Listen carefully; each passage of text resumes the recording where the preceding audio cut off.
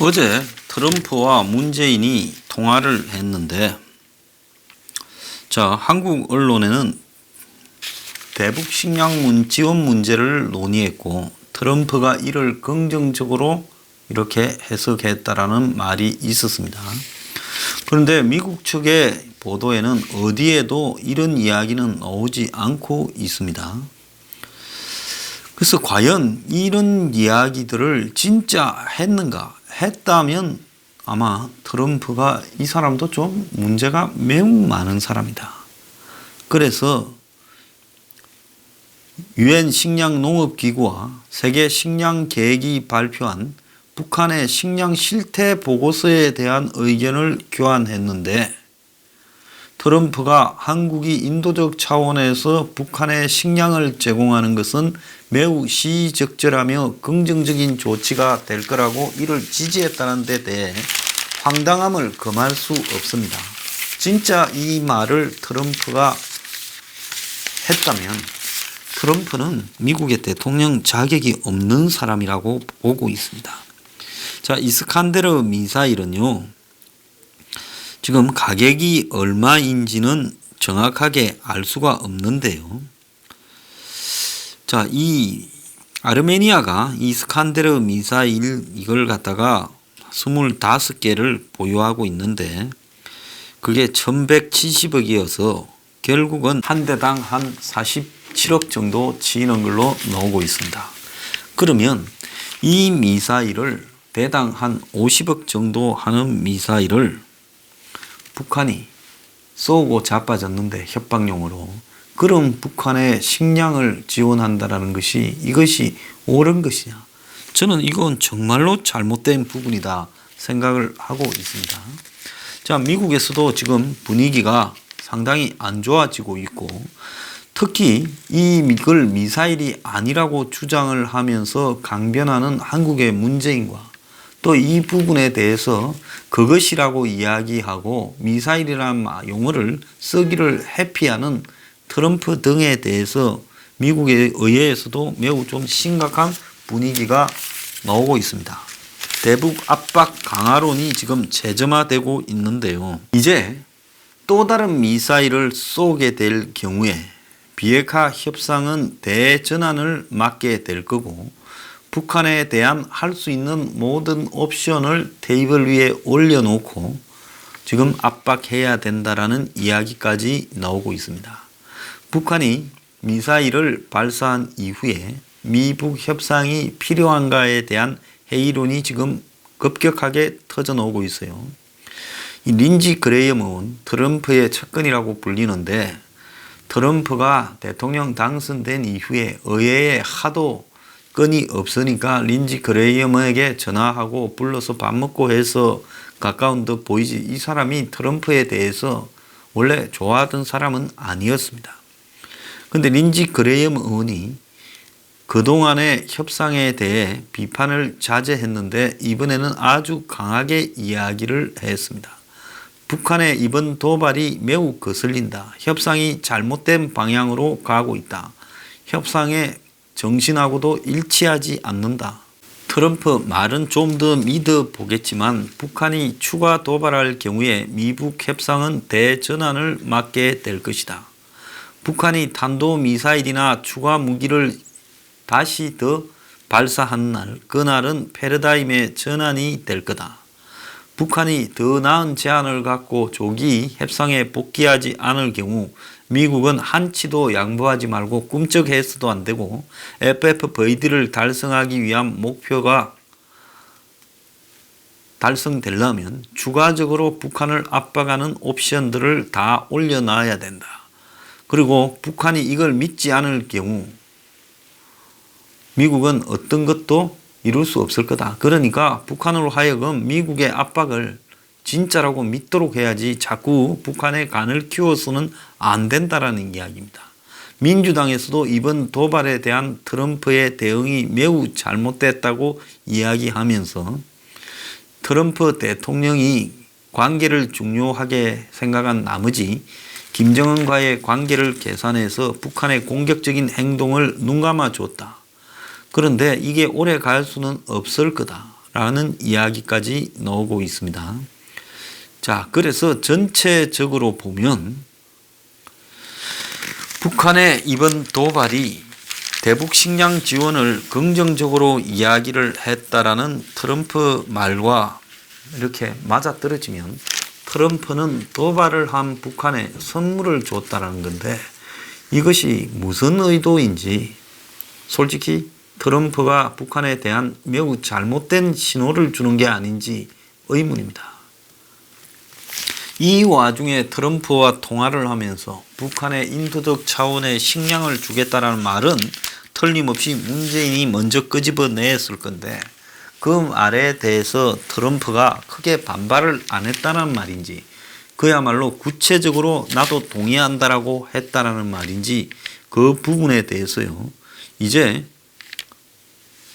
분명하게 미국도 입장을 밝혀야 된다 보고 있습니다. 미국은 문 정권을 많이 비판하면서요. 문 정권의 이런 행동에 대해서 그 오해의 소지를 제공하고 있는 트럼프에 대해서 비판하지 않는다면 미국의 행동도 매우 위선적이죠. 자꾸 저렇게 미국이 이래도 봐주고 저렇게도 봐주고 하니까 북한이 지금 간이 키워져 버린 겁니다. 저런 간이 커버린 북한을 미국이 어떻게 막을 수 있겠습니까? 자, 북한은 그러면 이후에는 어떻게 놓을 거냐? 김정은이가 올해 말까지 협상에 안 나간다 한 말이 저는 장난이 아니라고 봅니다. 북한은 적어도 올해 말까지 얼마든지 미국을 향해서 강도를 높여서 압박하고 협박하고 그리고 또 가끔씩은 행동에 옮기고 이제 이 한 600km까지 날아갈 수 있는 거를 200km밖에 안 보내서요. 미사일 발사 거리는 얼마든지 이 연료의 양을 조절하거나 높이를 조절하거나 또 프로그래밍 등을 통해서 통제할 수 있습니다. 그렇기 때문에 여기서 중요한 것은 200km로 날아갔다라는 것은 김정은이가 그야말로 아주 애들 장난치듯이 지금 미국을 갖고 노는 거예요.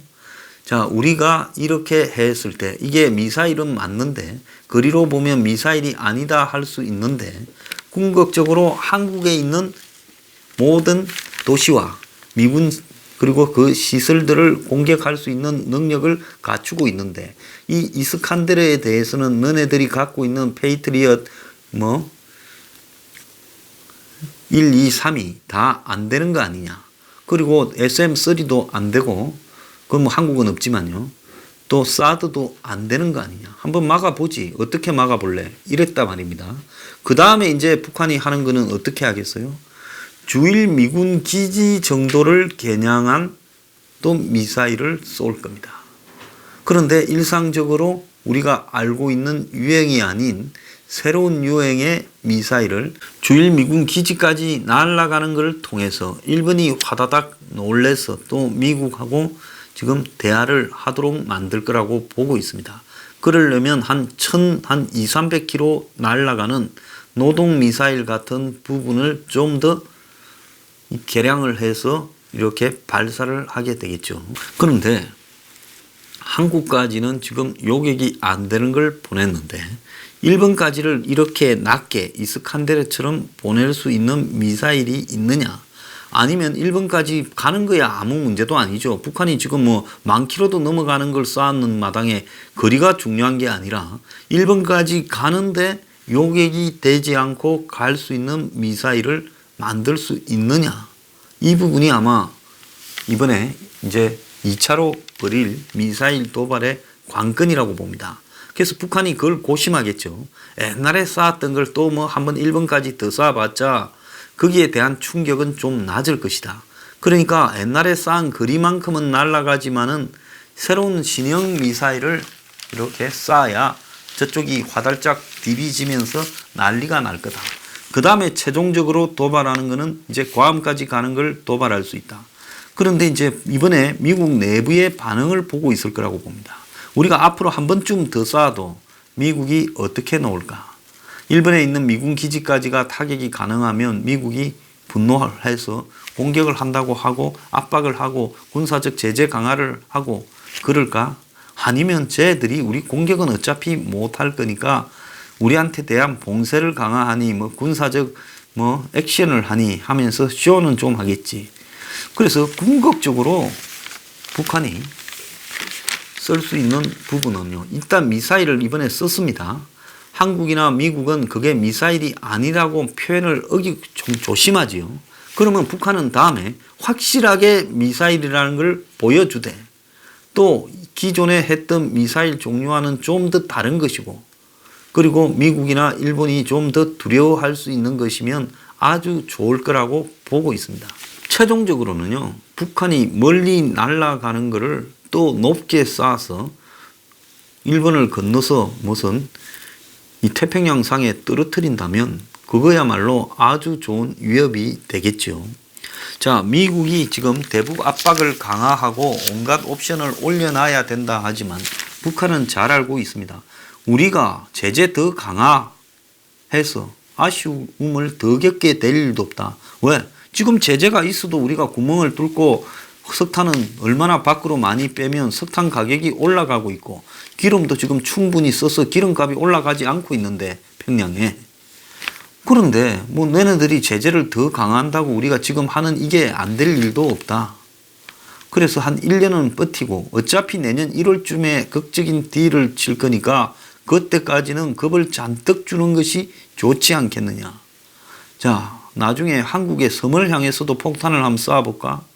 뭐 이런 부분을 여러 가지 고민을 하고 있을 거라고 보고 있습니다.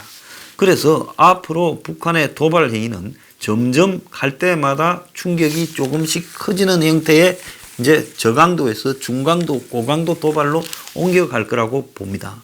제가 이 북한이 미북 회담이 깨졌을 때 곧바로 저강도, 고강도 도발로 올 1년은 시간을 갖다가 이렇게 벌면서 미국을 협박하는 시간으로 끌고 갈 거라고 이야기를 하지 않았습니까?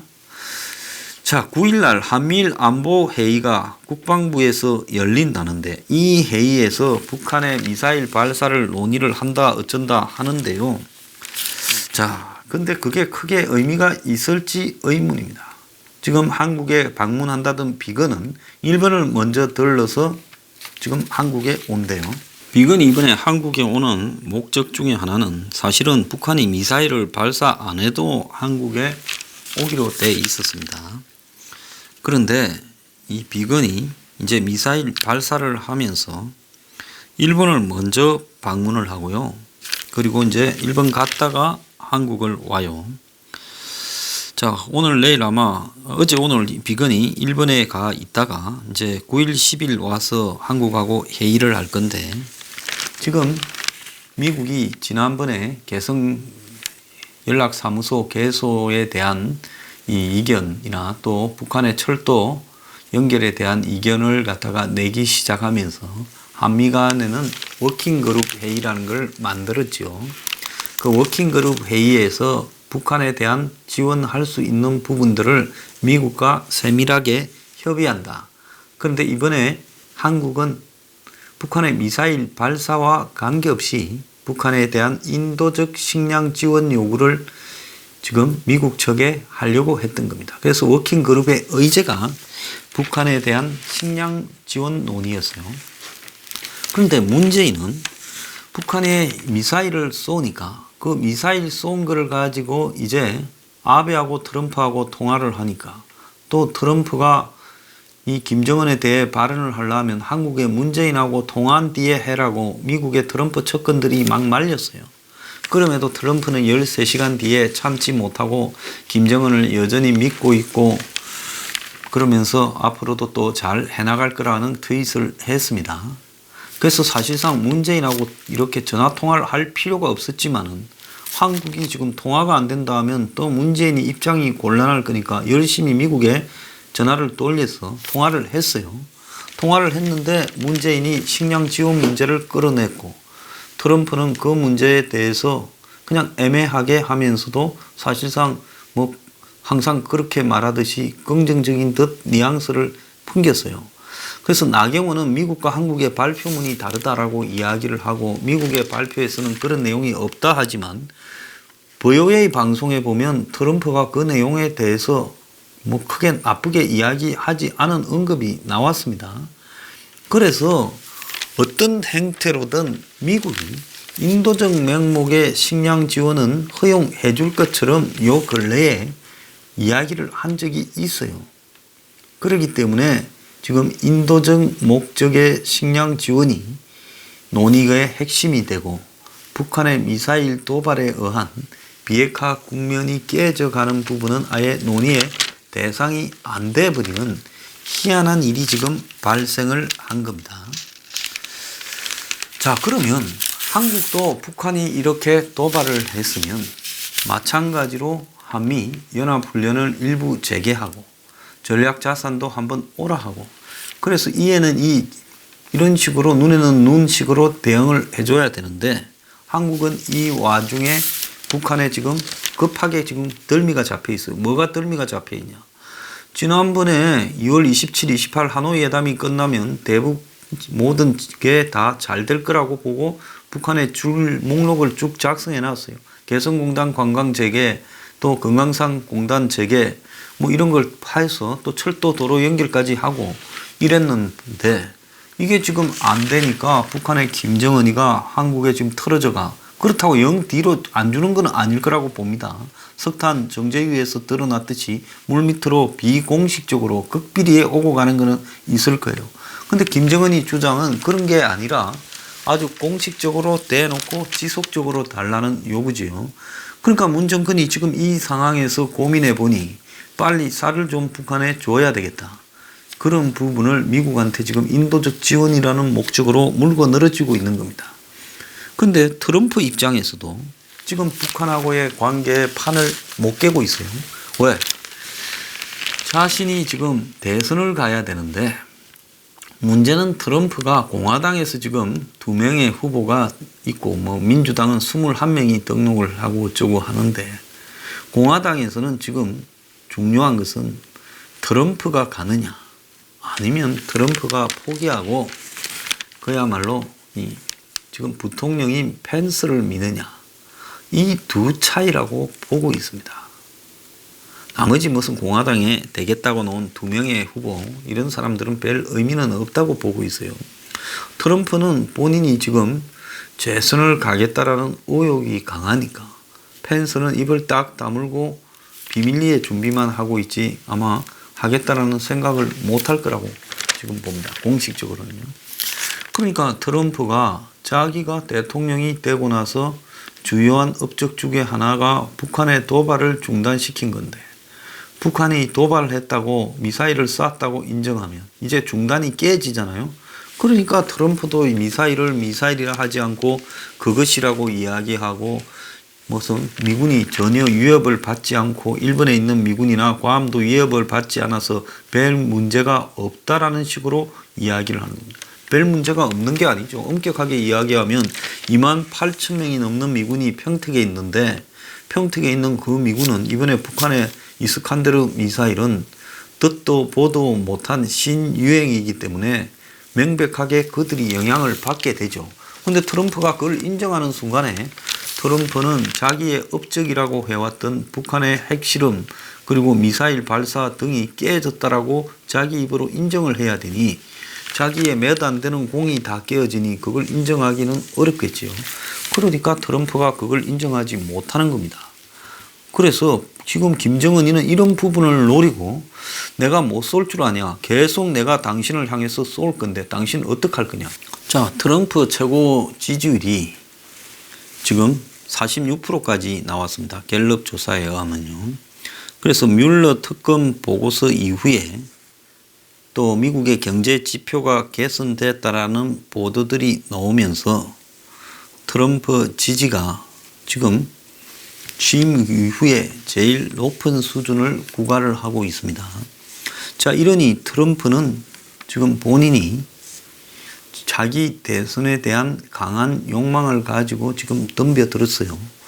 그러면 이제 김정은이는 트럼프가 만약에 안 나오고 미국의 공화당을 펜스가 한다든지 이렇게 나오면 김정은이 이렇게 도발을 못 할 건데, 트럼프가 나오게 되면 이제 김정은 입장에서는 최종적인 판을 깨지 않는 수준까지 극단적인 형태의 도발 강도를 높이는 형태를 계속할 거라고 봅니다. 왜? 너 이제 보니까 대선에 나가는 거, 재선에 다시 나가는 거 확실하다.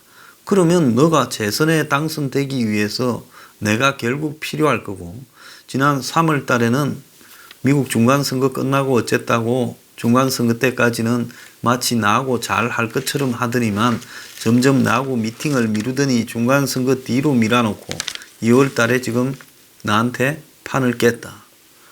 자, 그러면 나도 이제 너를 믿지 않고 너한테 판을 깨는 행위를 이만큼 할 수 있다는 걸 한번 보여주겠다. 이렇게 했어요. 북한이 중거리 미사일 정도까지는 발사를 해서 트럼프가 되고 난 이후에 미사일 발사가 중단되었다라는 걸 깰 거라고 보고 있습니다. 그렇게 해야 김정은이는 자신의 협상 카드를 내년 3월쯤 극대화시킬 수 있는 거죠. 그러니까 내년 1월까지가 김정은이가 위기를 최고조로 고조시킬 수 있다라고 보면 지금 내년 1월까지 남은 시간이 너무 많이 남았어요.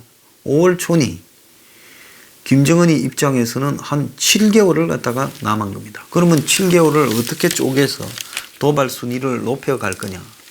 자, 그런 입장에서 봤을 때 지금 김정은이가 한 방을 더 세게 날릴 거다.